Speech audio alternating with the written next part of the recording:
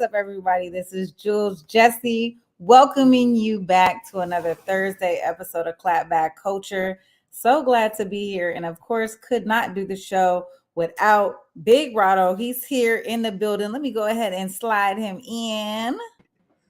Wow. What it do? What it do? What's up, great people? How y'all doing?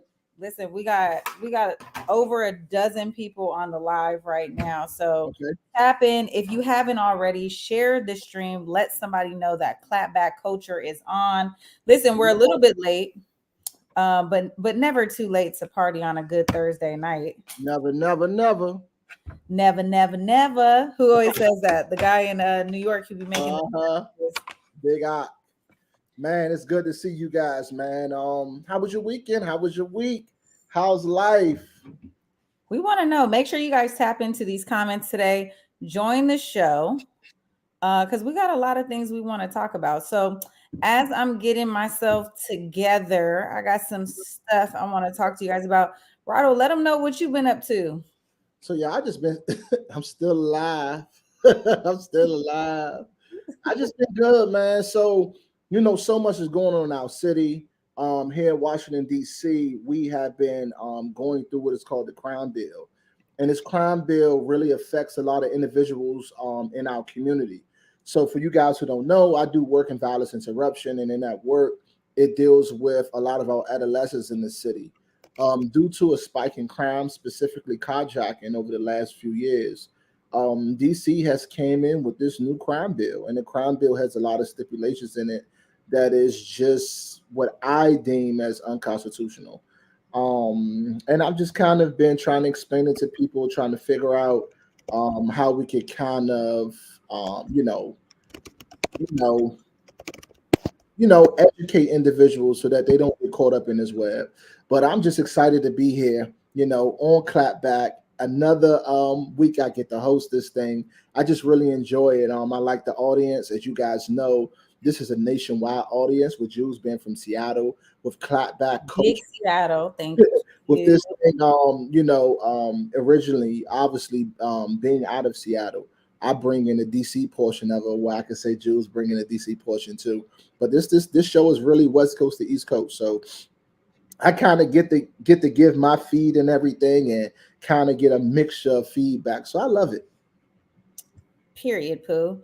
No, I'm glad you talked about that. It's called Secure DC, you guys. So it builds a lot of contention over here, you guys. But one thing about it is our council member Trayon White, he fought for equity, he fought for balance in the bill. So I'm really proud of my council member because he amended two things in the Secure DC bill. And the Secure DC bill obviously is not one.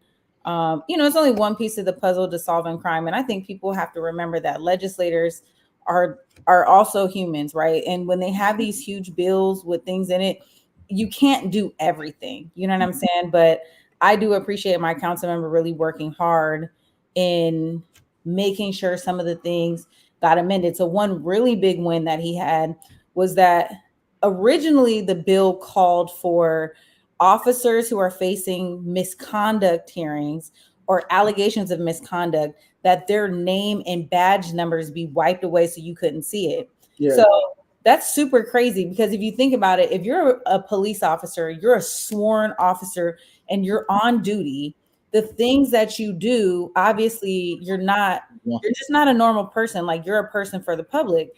Yeah. So he fought to change that, to reverse it so that we had full transparency, so that we could have, so that we could know what officers are up. And I'm talking about some of the allegations are like DUI, stalking, like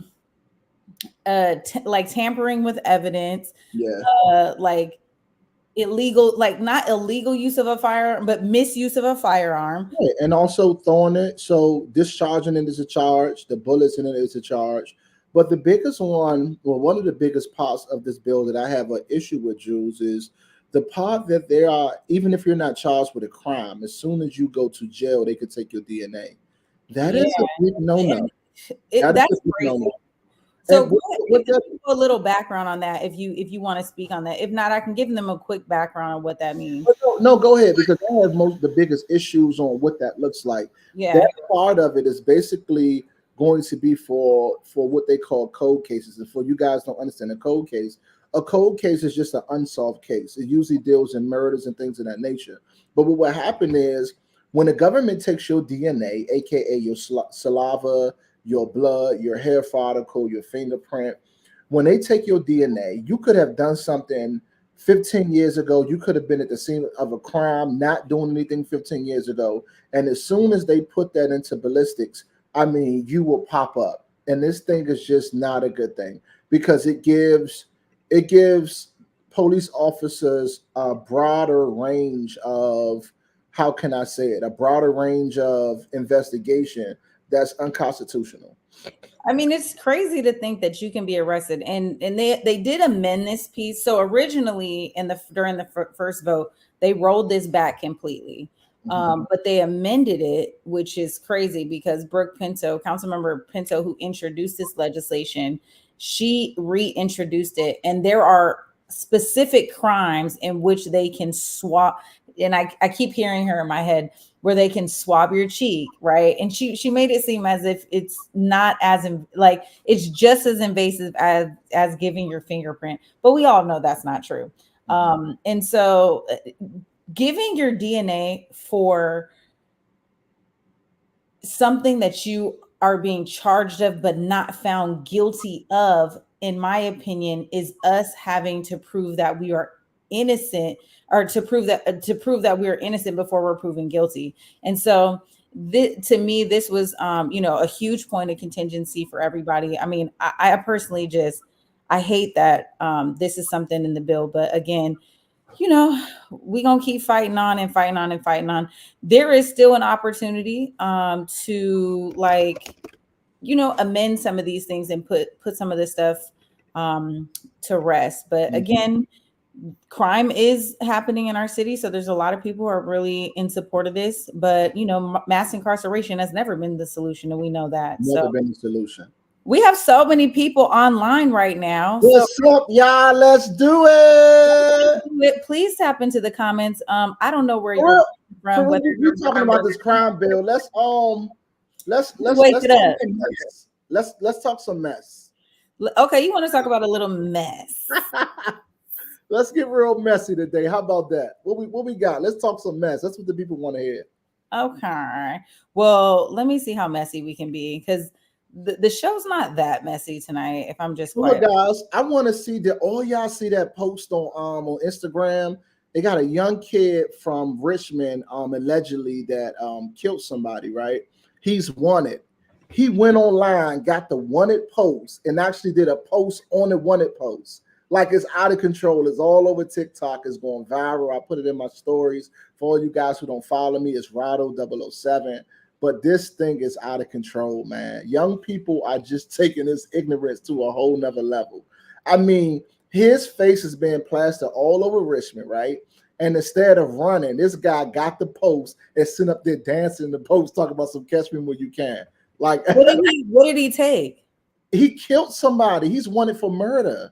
In Oh, Richmond, he's wanted for murder. So they have this. He's been plastered all over the news in Richmond. They have all these wanted posters and things like that posted. He finds the digital poster and he puts a song over top of it, a cover, as you will say, and he's dancing on it, going crazy, man.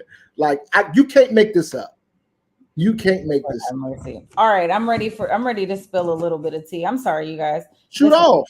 Big Shoot Big off. Big Mama was not quite ready today. It's okay. Okay. Our boy Don Lemon. I know you guys saw this last week, but we weren't here last week, so we have got to talk about this. Reparations. Listen, Don Lemon is our good girlfriend. Okay, he's our good girlfriend and our Oh. no, he is. He is. And guess what? Don Lemon, I love this for you. He went ahead and CNN settled in a separation deal for that good 24.5 million, baby. Don Lemon is 57 years old. And let me tell you, he was working with CNN for 17 years. And if you guys don't remember he was pulled off the show because for nothing. It was like 2 or 3 different incidents, but the main one that I think got him really pulled was when he was talking about presidential candidate Nikki Haley saying that she was past her prime because she's like, she's like, over 50 or something like that. But he said that she was past her prime. And, he made other remarks about the politician's eggs during the segment. And his co-host, Poppy and Caitlin, they kind of felt some type of way. And they were kind of like, that's not, it's kind of like it's rude to talk about a woman's age. But guess what, baby? Don Lemon don't care. Okay. He's gonna give you exactly what you need to know. And to be honest, I think Nikki Haley is 50 plus. Do you think, I think when you're 50 plus, you're in your prime. He made a comment to say she's past her prime. What I think, I don't know if he meant that maliciously. He meant it. He meant it. She's past her prime. That's what he meant. Women past that time because she's cocky, so he meant past her time. In other news, thank you for the respirations or what it reparations. The separation money. Thank you for the divorce money. Thank you for not only that, he's going on Elon Musk's Twitter and he's gonna have his own show. Oh, really? Yes, thank you. Thank you, voice for the Black people. We can't get enough voices, y'all. So Don Lemon, I will say he served us righteously on a platform that was deemed prestigious for so many years. It's sad to see him be fired for doing his job, which is giving an opinion or a take on a specific subject matter. He's been doing it for years, and to see him pulled off is just tragically. But to see him get a settlement is cool, and I like that. I like that he didn't go to the media and get messy, but did what he had to do from a legal standpoint and sued the pants off of him. So we'll be supporting you. Elon Musk, it's a good look for you. Black Twitter, let's go. Congratulations, Donnie. X. Hold on. I think I'm missing the overlay. Hold on. I want to bring this in. Okay, 2 things. Okay, I'm missing these 3. Let me add these. Okay, so another story. Guess what, y'all? We've been lied to, but we kind of already knew we were lied to, so it's not really given like. Maybe I need to delete these. Who was lying? Who was lying? The U.S. government is lying to us, and you know why they're lying to us? Because they roll back these COVID protocols. Do you know that the CDC is no longer recommending social distancing or quarantine if you catch COVID? Yeah. This is, you know why this is throwing me off? Because we can no longer play in our bosses' faces and say we have COVID and we don't have to come to work. Yeah, that too. But also all the conspiracy theories that told us that COVID wasn't real. I'm trying to side with them because we are now going for this. Oh, COVID has these different strands that are more deadly than the other. Whatever that was that came out of 2020 that killed my was a whole different ball game. Whole different ball game. That killed my grandmother was a whole different ball game. Yeah. That COVID where they had the trucks out, the cooler, the freezer trucks outside to put bodies in because we couldn't bury enough. That was real. That fast. That was COVID. Yeah. That was a man-made substance that killed the world, that regulated population control, or however you want to say it, right? That's what that was. Whatever this is now is just remnants of just other parts of the flu. So right. I'm kind of starting to side with these conspiracy theories that say, oh, I don't know if it's real. It might not be real because it's not looking too real at this point. Yeah, it's not good. It's not good at all. But it's not. It's not, man. It's throwing me off. There is something else that I think is tea. I'm actually just going to do a screen share, you guys. I'm going to test this feature out for us really quick. I want you guys to see this video. Miami is breaking up with spring break, you guys. Let me play this clip for you. Oh, yeah.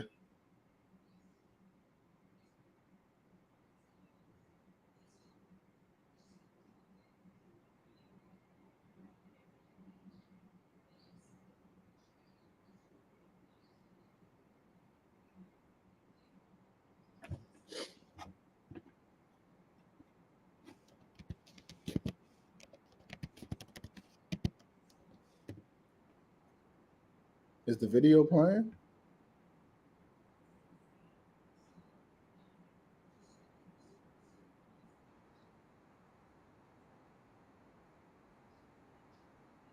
Okay.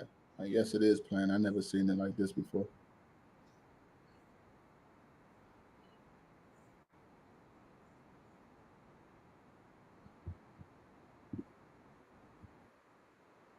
Can everybody see the video in the comments?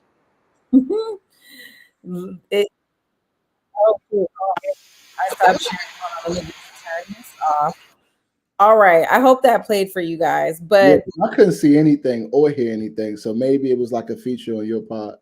okay, well let us know in the comments, you guys, if you guys were able to see that. Yeah, So Miami is breaking up with spring break and they are going ham with it. They're setting yeah, up DUI checks, yeah. $100 parking fines, they're towing cars. Drones. Have you seen that new report? They're putting drones in the air to take tickets as well. They're not playing. This They is are not terrible. playing. This is terrible. One is terrible because obviously and the people are saying they couldn't see the video. They I couldn't couldn't see see the it. video. All right, you guys. Well, we're just gonna Just report this watching it story. yourself. But anyway, for you guys who couldn't hear, you see that Jews put a little bit and just basically saying like Miami is deeming spring breakers this spring as chaotic, and they're basically saying they don't want them for the community. This is terrible. This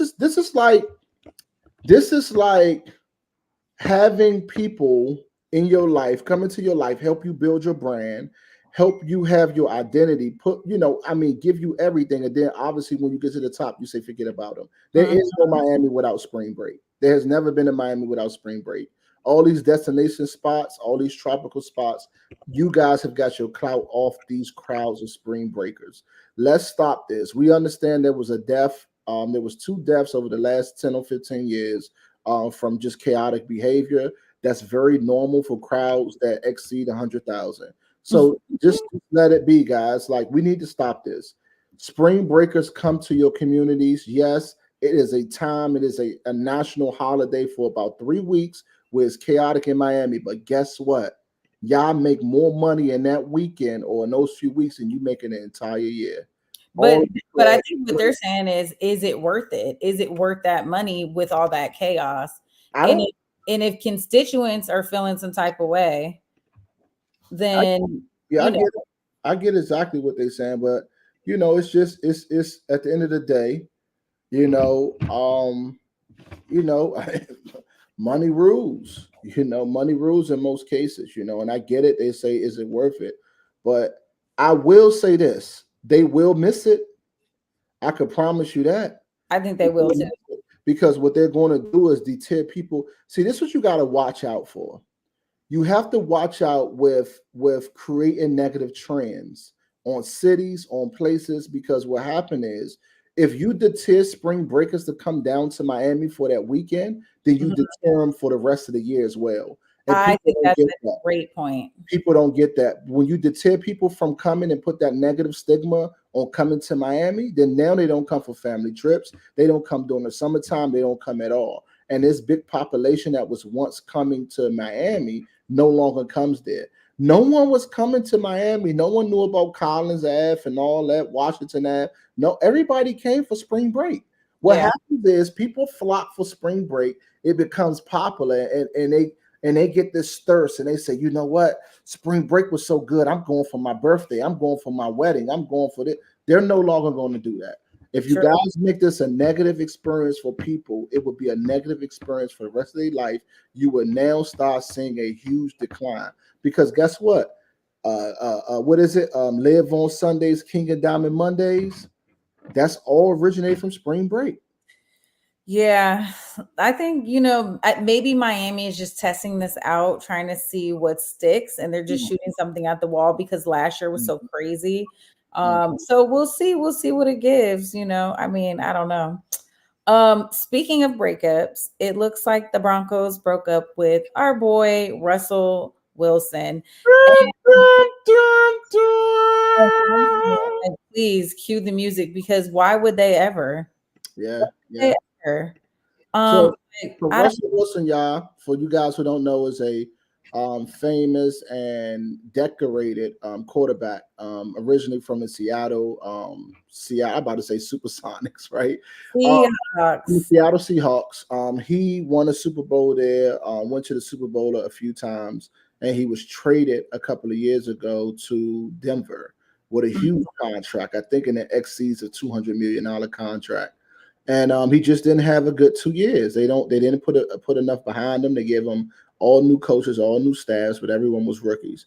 And as a result, his 2 years he had a losing record. I want to say it was like 17-21 or something like that. But he had a losing record. And as a result, they decided to release him upon being released rather than him, being sour. Everybody is has their arms around him in this, and I just in awe of Russell Wilson because he released a statement, guys. And the statement is just a beautiful statement. Broncos County, thank you. Over these last 2 years, you have welcomed my family and me with open arms and have embraced us as members of the Denver community. This city will always hold a special place in my heart. Our family grew here. We made countless memories and friendships and formed relationships that will last a lifetime. To my teammates, thank you for going to battle together and for being there through it all. There are so many moments I cherish because of you, and I'm blessed for the impact you made in my life. I'm beyond grateful for all of you, and to have been able to run out. Oh, she just kind of went. Oh, I'm sorry, because I wanted you to fast forward to this part where he says, But this part right here is basically him just showing props to his teammates, and he's just saying thank you. So when you guys get time, go in and just take a look and kind of read this thing because he really really made it funny. He really really just said he thank you. thanked the cafeteria ladies. Yeah, yeah. He thanked the cafeteria ladies. Yeah. Like, I'll never forget Wendy and Brandy in the cafeteria daily bringing the good food, but the even better jams. Thank you for always being uplifting. Thank One thing that Russell Wilson is always going to do is be a stand-up guy, man. Like, he is the quintessential gentleman. Like, I don't know why people give him such a hard time. Like, they treat him like he's so goofy, and I'm just like, you. this is the goofy man that you want. Like, he's super stand up. He's a family man. He supports his wife all the way through and through. They just brought in another baby. He's a super stand up teammate, whether he's performing on the field in at his best or even at his worst. You remember that time when he left his I don't know if he was leaving his other team. I don't know if it was him leaving the Seahawks or if it was him just gifting former Seahawks or gifting Seahawks players with stock options. Like that was his gift to his teammates. And I'm just like, why do we joke? Like, I don't care if Russell Wilson wears white tennis shoes like, I don't care about that because he's such a class act all the way through and through. And he was on a podcast recently where he was talking about raising young Future, the child that Sierra shares with Future the rapper. And he was just saying, that God basically placed it on his heart that he was going to have to step up and raise Future. And he treats him as if he is his biological son. And he takes him to games. He's showing him like football runs, like he's doing everything a father. This is the guy that you want a part of your blended family. You know what I'm saying? Absolutely. Like, he's that guy. And I just hate that our community doesn't celebrate him enough, and they kind of give him this label as being goofy when it's like he's not that. Well, we're in a community that celebrates failure and toxicity. So what happens is that Russell Wilson gained his popularity of his relationship with Sierra. And he was a decorated quarterback, so all the fellas knew who Russell Wilson was. But to get into a toxic situation that was Sierra and Future and come in and people expected him to just kind of, use her and abuse her, but he actually uplifted her. People are Yeah. just involved that. Now, I mean, don't get it twisted. Russell, you got those white shoes, my man. You look crazy.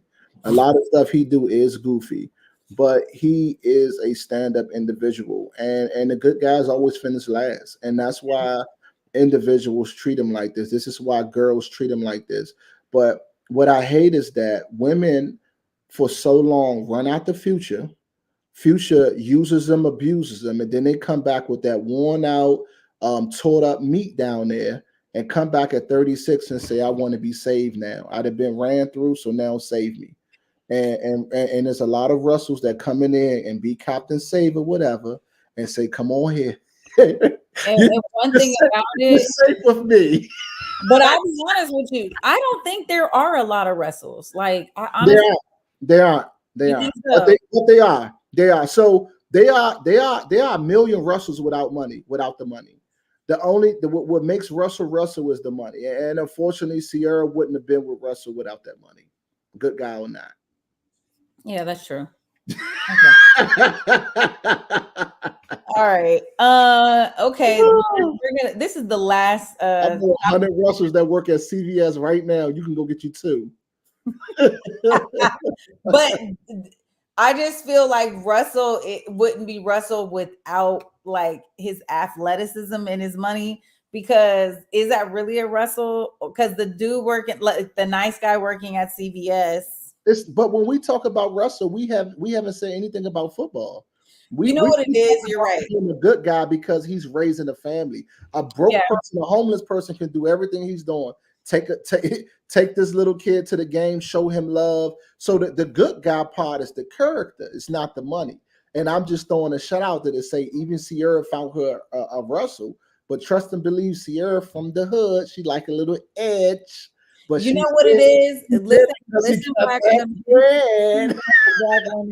we have got to get over wanting a little piece of edge to our man. Okay. Yeah. If you need to settle down with a Russell Wilson, settle down with a Russell Wilson, because guess what? He's God fearing. He will raise your kids that you didn't have with another man. Get you one. He will. He's a good guy. Like, now, put me back on the screen. So all y'all out there with 6 or 7 kids, I got numbers for y'all. I got Russell Wilsons that work at the Giant. I got them that's working at the CVS. I got them all over the city, man. When y'all ready to stop being ran through and going out here with all these good old futures, come on, man. I got somebody that's going to take y'all, man.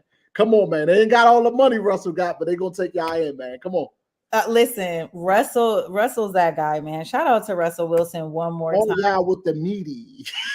All y'all. And for so I mean, if you think about it, like Sierra jumping out here with Future, she was a city girl. Oh yeah, city girl at Hot Steel. Don't get city girls up another one. ding ding. Nah, for real. No, for real. Nah, for real. City girls are up with this one. Like, let's keep it a stack. And Russell, to be honest, Russell kind of cleaned her because Sierra, like we talk about Future, but we talk about she's in her soft era. Thank you.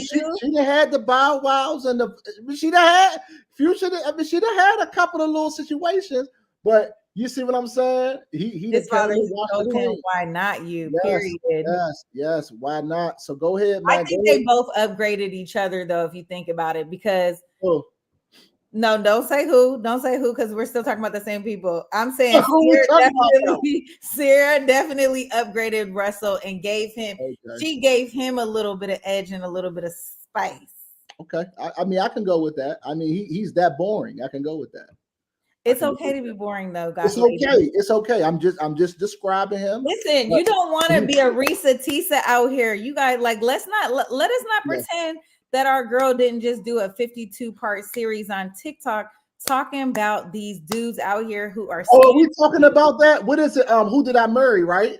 Yeah. Who the F did I marry? So tell the audience. So it came across my timeline. I don't be on TikTok like I should be. Right? I got the most followers on TikTok. You know, when I came home, a lot of people kind of followed me and wanted to see my story, and I have done a terrible job of actually giving them that story. Because I have not gave anybody that story, right? But let me say this right now. What I will say, there's a woman on TikTok. She has all these followers, and she has this series that she made that says, what is it, Lucy? Who the F did I marry? Who the F did I marry? So Lucy, I think Jules kind of like looked at it a little bit. I haven't looked at it, but she's doing her own docuseries, which is phenomenal, right on TikTok. And it's crazy because I don't watch kind of like these It blew docuseries. up. There's over 400 million views on the series. What? Oh, she getting paid. Oh, she got picked up by a talent agency. She did a whole press run. She just sat down with our girl Tamara Hall. Like sis is doing it. And so I think what makes this series so spicy, and listen, you better get on TikTok, because guess what? The House Committee is talking about banning TikTok or forcing its sale. So don't you better jump on TikTok before it's not going to be there. And so we'll incorporate this into the story. TikTok from China. You know Trump. You know what Trump's getting back in office, okay? Whether you want him or not, he's getting back in office. He's the most popular president.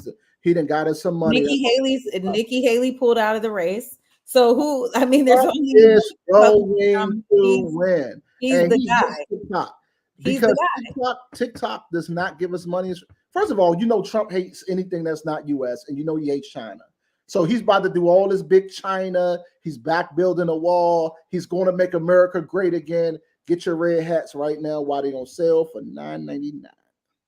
Listen, if they ban TikTok, they're going to ban women like Risa Tisa.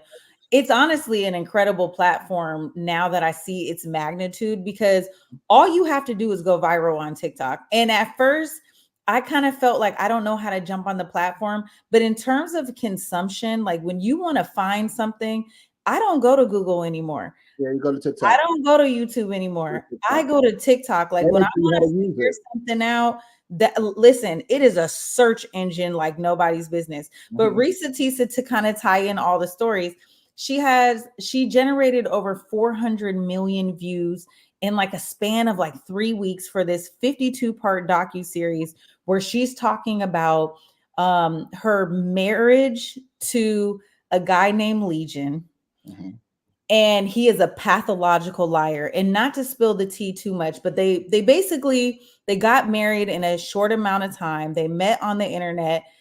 He moved in with her during COVID. And listen, every single thing this man did was a lie. Like what I'm talking about, he lied about the number of siblings he had. He would be pretending to have these phone calls. He faked different bank statements and stuff like that. I mean, he went to the ends of the earth to lie to her. And I think the reason why it's catching so much response is because people are feeling like, how could you be so silly to not know that he's lying? Like, yeah, he lied about everything. He killed off his fake daughter that he never had. Oh, like, listen, baby, killing off a daughter is crazy. How my niece say is insane. It's insane. But I think what makes it so interesting is because the way Risa tells the story is like, she's like that good girlfriend where you really want to get those details. Oh, it's giving tea. She's giving up tea. It's giving tea, but she's super detail oriented to the point where it's like, we're gonna watch it tonight. What's her name? Her name is what? Risa Tisa, you guys. Oh, listen, you're gonna have to catch up, babe, because look, I'm already on part 37 out of 52. Are you serious? Yes, it's taking me like a week. So look, Risa Tisa, I'm gonna support you. Is she black? Yes. Okay. But Risa Tisa, we're gonna protect black women with that series. I have to be super honest with you, Risa Tisa. I congratulate you. Thank you for all that you're doing for the community. I'm glad that you found your niche. I don't have time in my life to really watch 52 episodes, but I'm gonna give you a strong 5. And I might just drop from 1 to 10 to 37 to 52 like that. But man, I like what you're doing, Shawty. Everybody's gonna follow you. I'm doing a docu-series starting tomorrow because my life is crazy. I got a lot of docu-series on. I like this. Everything on my life, my relationship, my kids. I got all that old stuff I could talk about with old women. I'd have been to schools. I'd have been in prison. Man, I could tell you all kind of crazy stuff people be doing. I'm having a docu-series tomorrow. Y'all tune in. It's going to be crazy. The life of Rado, the life of Drigas, the life of Lil Ratney. I got lives. I got lives, baby. Oh my gosh. With the voice to go with it. What do you think about the House committee banning TikTok? Like, So what? I mean, it's a listen. It's a money thing. What's happening is that TikTok is the fastest growing social media outlet that has ever faced the earth. And the 170 million users. problem is that because it's so popular, because it's so innovative, the U.S. is jealous because they didn't invent it, and they feel that it is a way for Chinese or for China to infiltrate the United States. And guess what? It is, It is. because guess what? China now has all of our data, it understands our people, it has all our information. And guess what, guys? China invented this, but guess what? China does not have access to this like we do. I'm saying China, not the actual ones in government that's viewing this, but their young people and their kids, they don't get the same algorithm. They No, don't. they don't. They They don't. You know, their stuff is not recipes and Look, you think they're their going to be exposing their kids to this sex and this? I mean, we're raw over here. You know, yeah. I seen a post today, right? And this was on my Instagram. Everything I see is on Instagram, y'all. It's just my algorithm. It has nothing to do with me. And I'm watching these two girls, young hottie thotties, right? Ah! Hottie thotties, that mean they dress they dress in a skimpy way. So the post was saying basically, is this appropriate for brunch? Do you No. guys remember? So do you guys remember Angel Reese? So Angel Reese is a famous basketball player from Baltimore. She plays for LSU, and Right. she was showing this small thing, saying that she can get into it. It was a small garment, and when she held it up like this, it was really only this big, right? But I it's love that you called it a garment. it's because it's just a piece of fabric. It's only this big, and everybody was amazed because she's about 6'4", but she showed it and she was able to put it on, and it fit her like this fishnet BS, but it was real like seductive and slutty and all that. Well, two young women went to brunch with the same thing. It was fishnet plus cutout holes everywhere. It cut off here at the thighs, and they was just hottie thotties, but they wasn't in disguise, and they was sitting in the people in the people's restaurant, and that has become the norm. That is normal. No one's going to put you out. No one can ever body shame, even if you naked. You And know it's what? Listen, I couldn't agree with you more on the fact that criticism now is shaming. yeah, And it's like to be traditional is to be like a phobic of something. Like you're, yes. you're anti this and that. It's like I'm not taking a strong position on that. I'm just saying like this isn't cool and there's a time and a place for everything. Like It's you a time and a absolutely place. cannot go out wearing something like you are a representation of yourself. And don't get me wrong. Can I ask you this though? I want to ask you this question because you have a phenomenal point, right? And I'm asking this to everybody in the comments. I'm asking for everybody that's live. I really need to know this. When a girl dressed in that provocative way, do you send inappropriate signals to men? Is it okay for men to violate you? Now, I'll start with this and say no. It is not okay for a man to violate any woman. But is there a precedent set when you wear those clothing? Because the biggest lie told by every woman is that when you guys dress provocative, that you're doing it for you. And when you Mhm. guys put up these what we call is it's not slut posts, what they call them thirst traps. When you guys put these thirst traps up on Instagram, you And then go you back and wonder you why tell no the one's looking at girls your it's brain. not for guys. It's not for guys to put up nasty comments or to make me feel uncomfortable.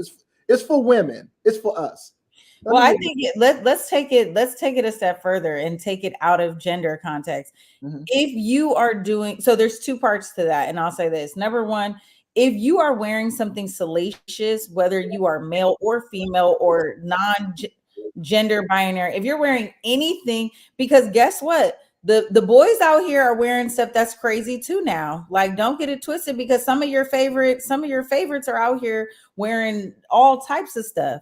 So what I'm saying is if you post yourself on the internet, you are even if you're dressed like this, if you're dressed like this, you're posting yourself out, you are opening yourself out to the world to make comment on anything.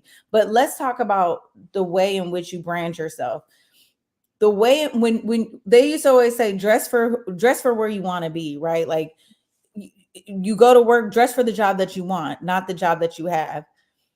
That should resonate all throughout our life. I want to clothe myself in a manner in which people are going to approach me with respect, with dignity, with care. I could still have style, I could still be popping, and it doesn't have to be my entire body out for everybody to see. You can be modest and still be beautiful. And I think we have strayed so far from modesty. Like, modesty now is like, Listen, women feel like they have to wear a hijab, you know what yeah, I'm saying? yeah, Or an abaya to feel like they're, like, oh my God, I'm just so covered up. And it's like, it's not really given that, sis.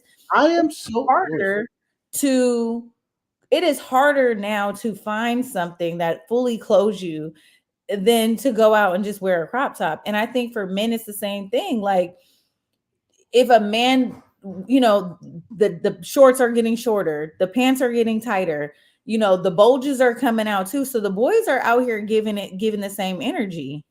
no, I don't know. I don't know if we can give the same energy. It's got There's boys who are thirst traps I, mean, online. I know, but not at the same rate. In No, any, no, definitely not the same rate. Not the same so rate. it's like you might can find a select few, but even those ones look kind of weird and on the other side. But this is what I will say, women, you guys are showing so much that we're starting not even to be able to get enticed. Like, it's to the point now, Because nothing is left to the imagination. you know how girls put those covers on their nipple?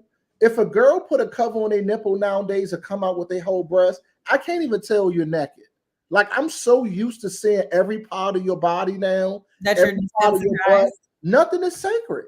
We have now came to a point where us, especially because you see all these posts out, right? And all these posts say that black men don't respect black women, black men don't want black women, black men want other kind of women, right? The problem is that our women have devalued themselves for so long, and I will not say that there's not reasons behind it. There's not self-esteem reasons, whatever the case may be. But I'm just saying what is fact right now. So many women, you can go online and in the top search, you will see our women of color out there looking crazy. But black women have always been sexualized because of their shape. And I understand that. And then there is also this movement of, revolutionary women who want to be able to show off their bodies because they have the freedom to do that. And I think we are helping the mess out of them. And the thing is, with social media, it has amplified, because guess what? You're not going to go viral unless you're sexy. Like, you cannot be a fitness influencer if you're not showing your butt. You're not. Are you guys? So this is another thing. Are y'all working out or do y'all want to have sex?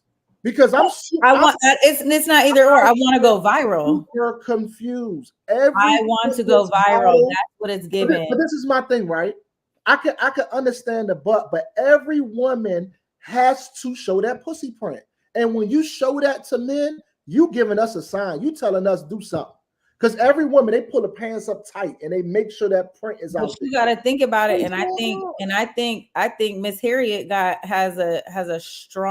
is strongly reinforcing where we started. Mm-hmm. Black men bringing down black women in rap.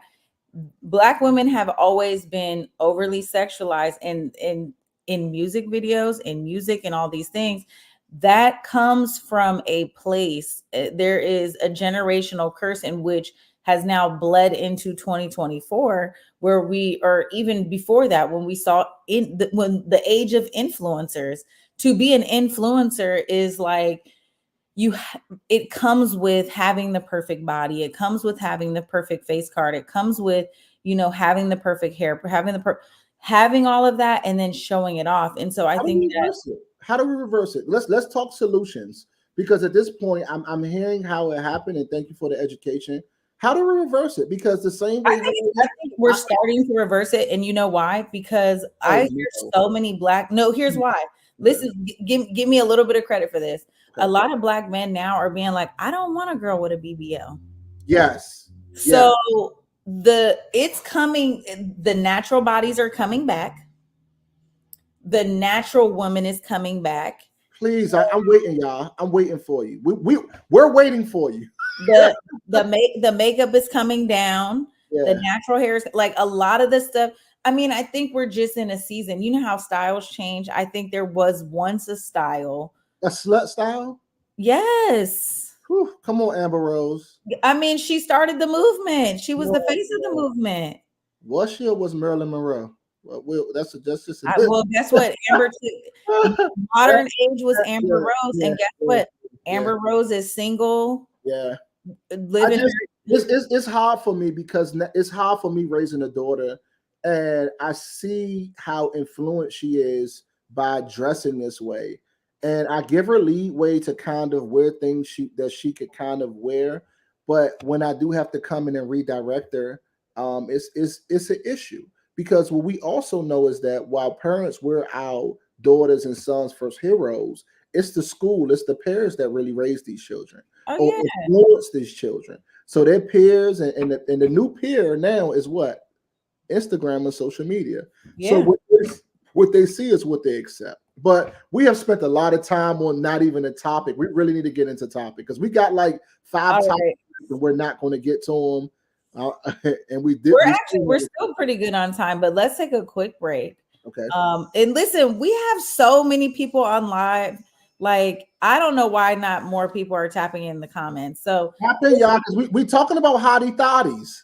we Some talked of y'all like about it. hottie thotties. We have a quick break. Not even a full minute. I'm going to play this break, and then when we come back, I want to talk about the Kentucky Senate passing a bill that is going to require Mitten to pay child support for unborn babies. There's no So way.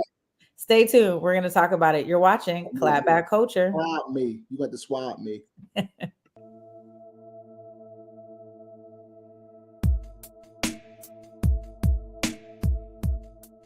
Converge Media produces culturally relevant content for Black and urban audiences.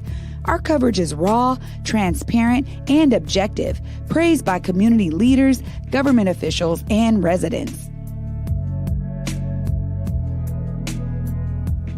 Support Converge Media today via Venmo, Cash App, or PayPal at Converge Media.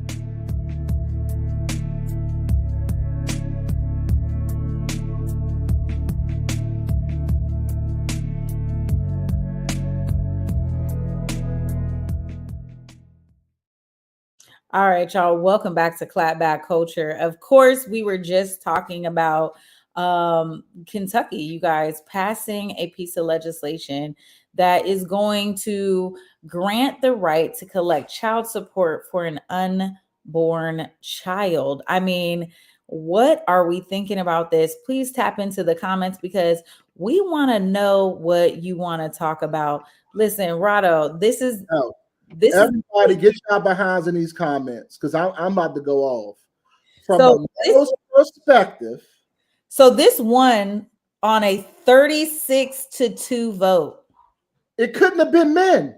It couldn't have been men on that Oh, panel. yes, it was men No. because the person who introduced it was a man. Republican state senator was there. He is the main one. He is the face. Can you put her comment up there? All right, hold on.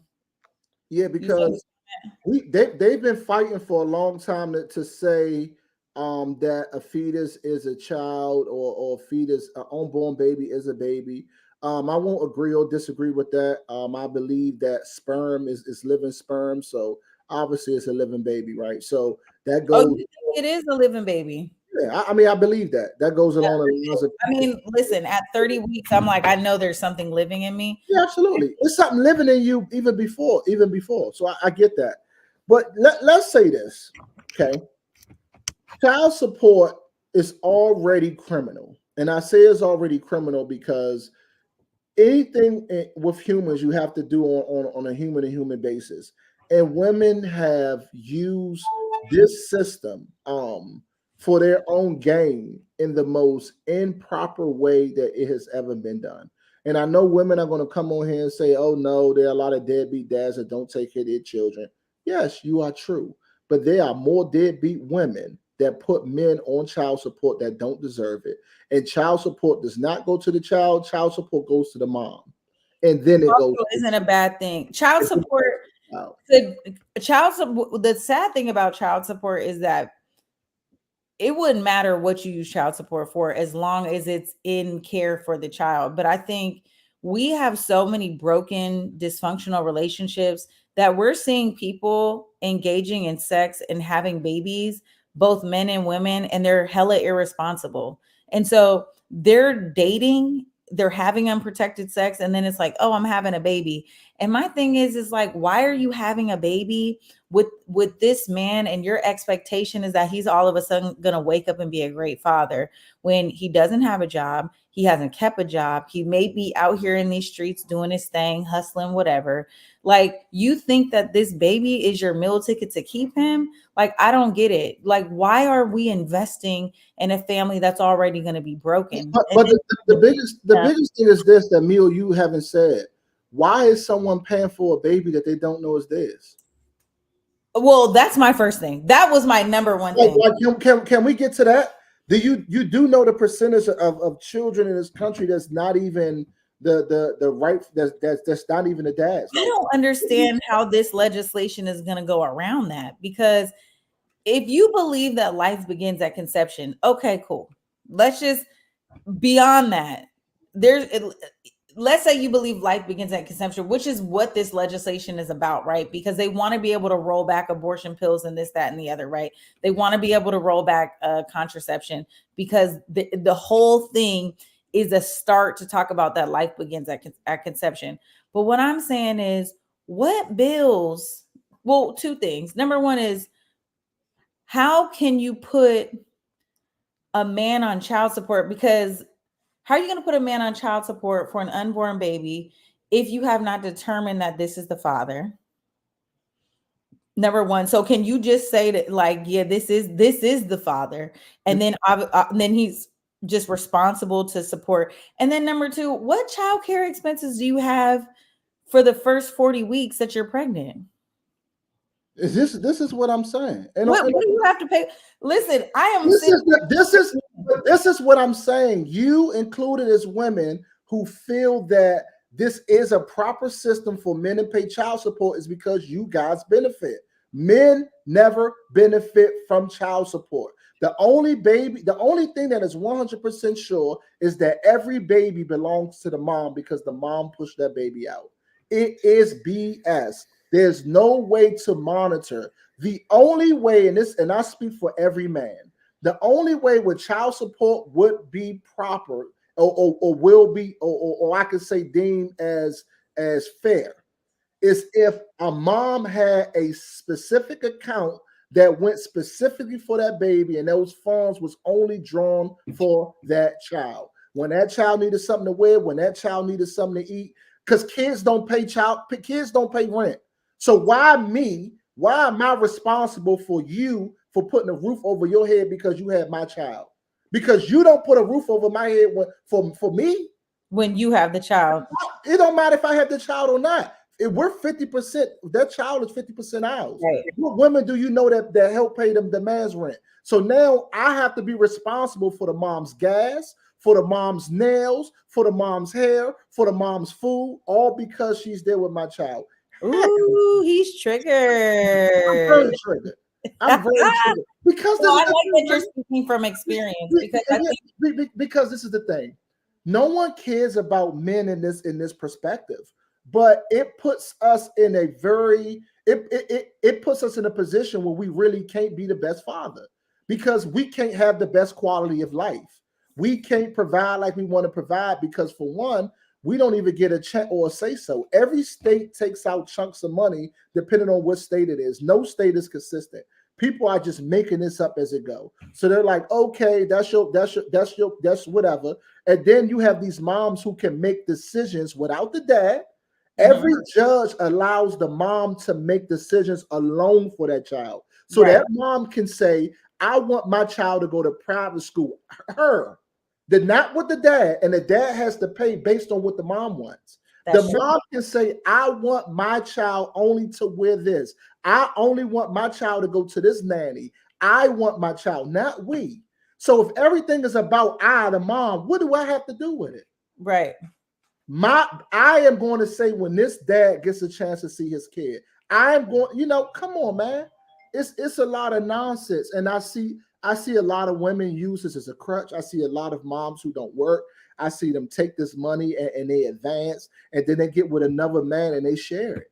They share the Well, wealth. guess what? And even it's a lot of the times the child support payment is not even enough to establish a lifestyle for your child anyway, Depending, depending. depending on the father's income. But I agree that even as a parent, right? Like in a household, I'm not taking a percentage of my income and putting it towards my children. Like I have to live somewhere. And so therefore they're going to live with me in a place that I feel is comfortable for me and them. And so I'm also going to clothe them in a way that fits my budget at the time in which I feel like it fits that. There's so many months that you go, you're like, you ain't getting that. You know what I'm saying? But to have a court be involved to dictate when you have to pay something, because guess what? Inflation is real. We're not getting raises. So you have oftentimes a lot of parents, a lot of men, a lot of fathers, excuse me, good and bad fathers, right? Deadbeats and men who aren't deadbeats who are paying a considerable amount of their income and then they can't take care of themselves. And at what point do we modify that schedule? Because the thing is this, and to go back to the legislation, I'll say this, and I also read in the Associated Press that We it's don't have any more retroactive. topics though, because we're 2 minutes away. No, we started late, so we got another 15. We got another 15 minutes. Okay. What I'm saying is this: if I know who you are when we first have a baby, like I know you're in the streets, I know you don't got no job, I know you ain't this and that, and then I go and put you on child support, and then just expect that this little $300 a month is like a thing, like that's dumb. Like Yes. why if a woman, because it's two sides. If a woman has the right to choose whether or not should she be able to keep this baby, because it's her sole decision, right? A man is not allowed to interfere in that decision. If she says, I want to keep this baby and I'm going to have this baby, but now you're going to be financially responsible to pay for my health care, for my prenatal care.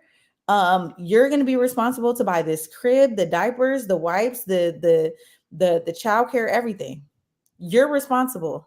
It's not like there's a pot that says it's going to be 50-50. So this is my thing. it's unbalanced. It's unbalanced because this is my thing, right? If a mom is struggling and she get put out of the house with your child, who responsibility is it? Who responsibility is it that mom is struggling? The moms, if she's not with the dad. So if that mom, then I'm just telling you how men speak, because y'all can say I'm heartless or whatever the case may be, but I'm speaking for the men who get this done to them on a regular basis. Okay, if that woman is struggling, that woman was going to be struggling regardless. What is wrong with her being homeless and that child going with his father because that father got a stable place to live?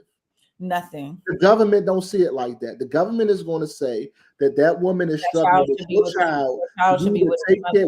We need to up the child support so that you can help with that payment of rent and do everything to make sure that she's good because she has your child.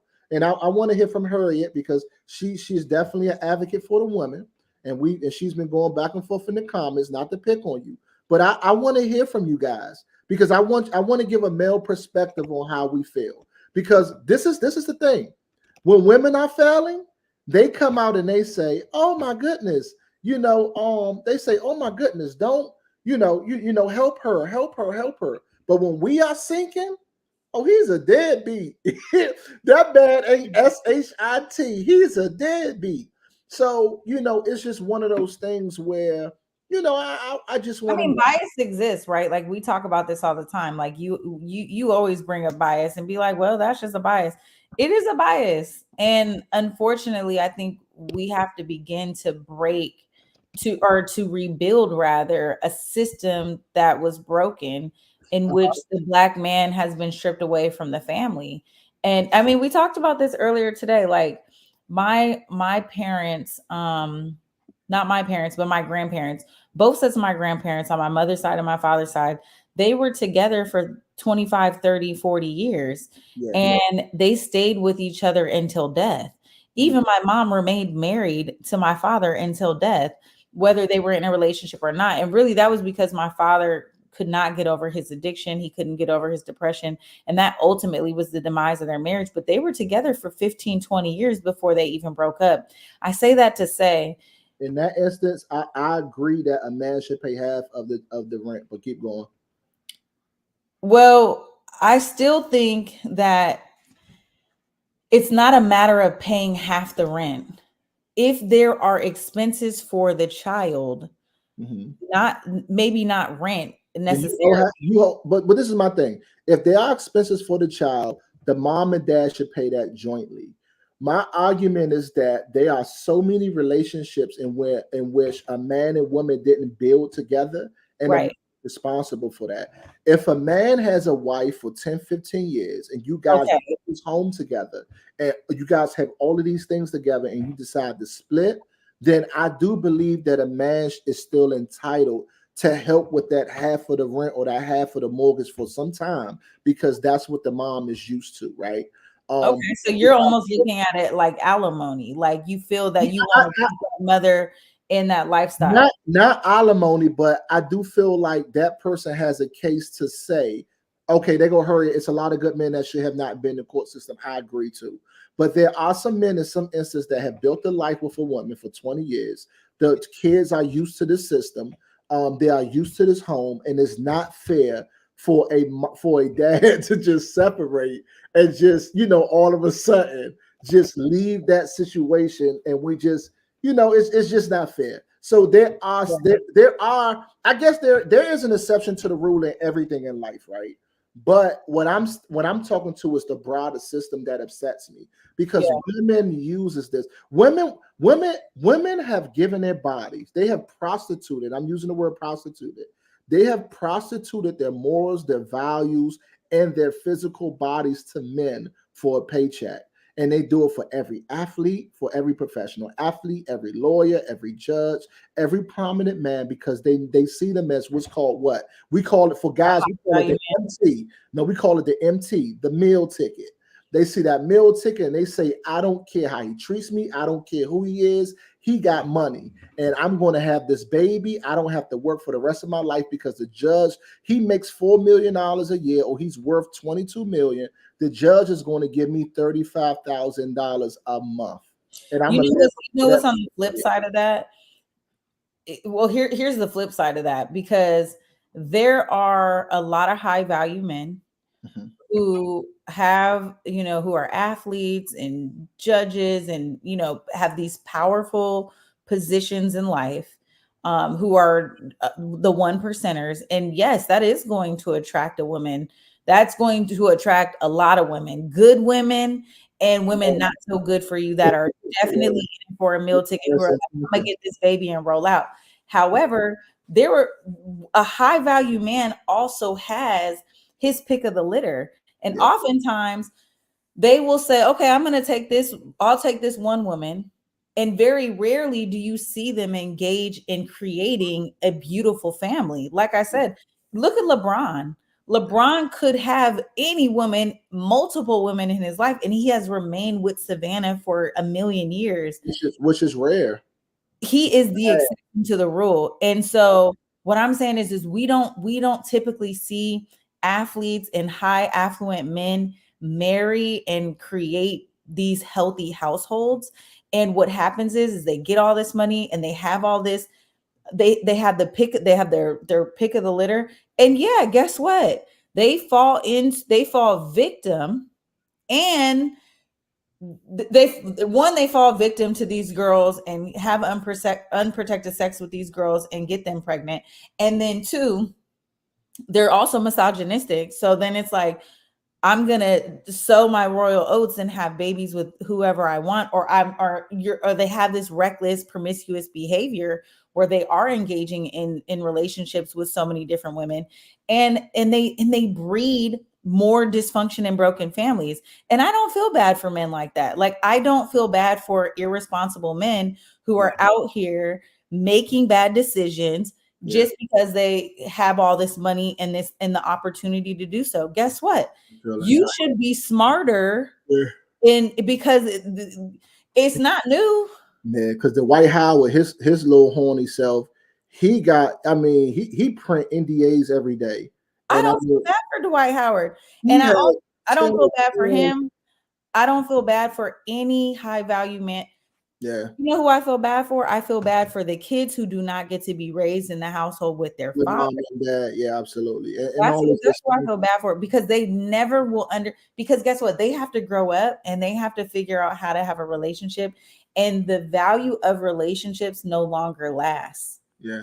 And that's honestly the most beautiful thing that we have lost right now in our community, is that no one cares about marriage. No one cares about being in committed relationships. Yeah. It is just like, oh, you get to, like, I'm a woman of a particular age and I'm just going to go have a baby. Or people are settling to have relationships, and then men have kids with 2, 3, 4, 5, 6 different baby mothers. It's not okay. That's not healthy. Yeah, it's not. It's not healthy. And so, we got to calm down the promiscuity, and we have to really lock in. And there's just, back in the day, our parents, our grandparents were locking in. Yeah, they was. They People do not lock in. They're not ready for no challenges. They're not ready to go through no hurdles. Yeah. They're not ready to make the sacrifices for their children, for themselves. That people are not even thinking about growing old with one another. No, and they're selfish, they're selfish. My biggest thing, right? And for those who kind of might have just tapped in, we are giving our expert opinion on how we feel about Kentucky passing a law to give child support to unborn fetuses. And the way that I feel about this is that it scares me, because usually when one state or one city rules for a certain law that is just crazy, and stuff like this usually happens in Florida. So Texas and Florida are the ones who usually has these laws that are just out of control. But the biggest thing that scares me is that other places adopt these things, right? Yeah. And if other states come in and they say, hey, look, it's working for Kentucky, because when we don't, you guys know the government gets a percentage of all of this. I don't know why you guys don't know this, but they will allow this to happen. Kentucky Senate passes the bill to grant the right to collect child support for the unborn children. Jay-Z said it best when he said, mama's baby, papa's maybe. And I'm not throwing no shade to you guys, to any of the great moms out there, because the baby's somebody. I mean, you ain't make it on your own. But the thing is, like, if you're in a healthy relationship, you should never face this. Well, what I do think, what I feel and what I know is this is the only time you're talking about this is in co-parenting. You're not talking about marriages. You're not talking about committed relationships. You're talking about when the mom and dad are not together. But so this is the thing, though, right? This is how I feel. I feel that every state has been the most irresponsible, because I feel that when every baby is born, that it should be a mandatory DNA test. They have instant DNA tests that's painless, where you can swab and swab. Well, what you're about to say, Lucy, as well. Guess what? All guys don't come to the to the hospital. But guess what? All guys sign that birth certificate. So, and guess what? If you don't feel that that's your baby, you should not sign that birth certificate. In order to, but men, we don't know. How will we know? Well, guess y'all better learn now. In most cases, we love you. We there going through the pain. It is a very vulnerable place to be in for any man, to be in a hospital with you when a woman is at her lowest. That's a different vibration. So men usually always sign that birth certificate, because when you get in that room with that mom, that's family, that pressure. It is the most family-oriented time you're going to have. But what they need to start doing, states need to start mandating that any man, that's before you sign a birth certificate, you have to get a DNA test.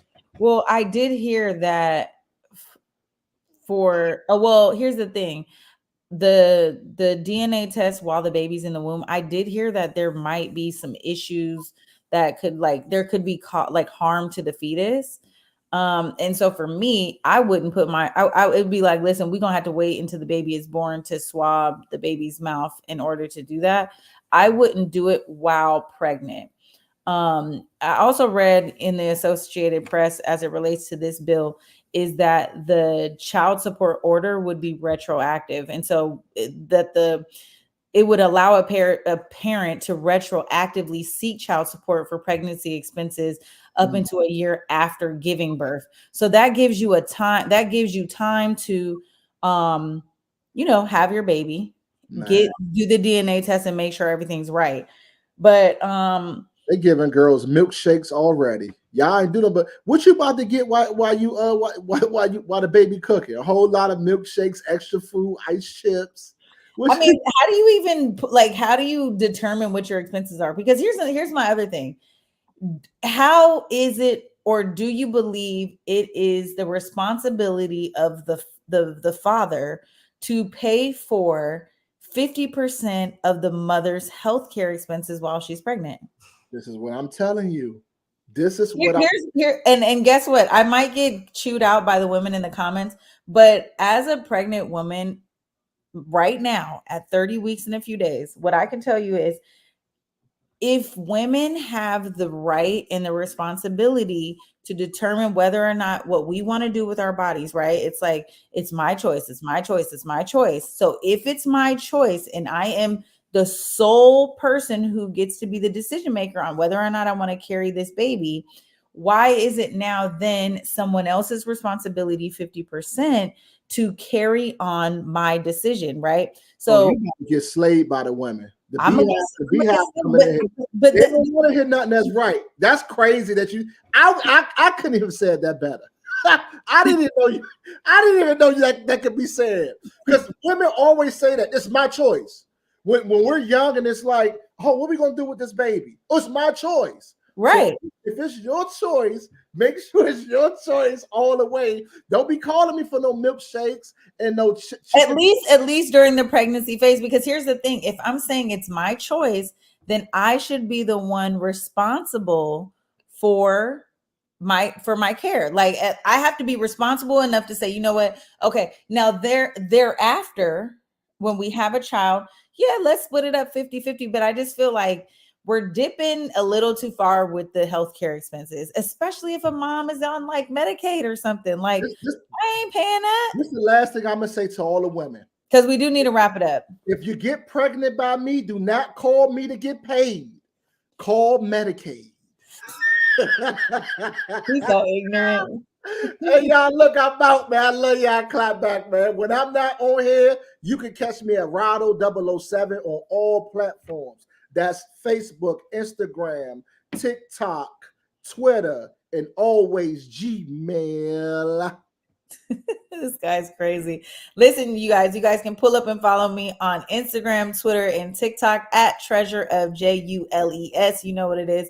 Pull up, follow me. Let me know what you want to talk about next week. Because listen, I love and Mama Harriet, thank you for tapping in the comments. Okay, because this is her final thoughts. We're gonna give Mama Harriet.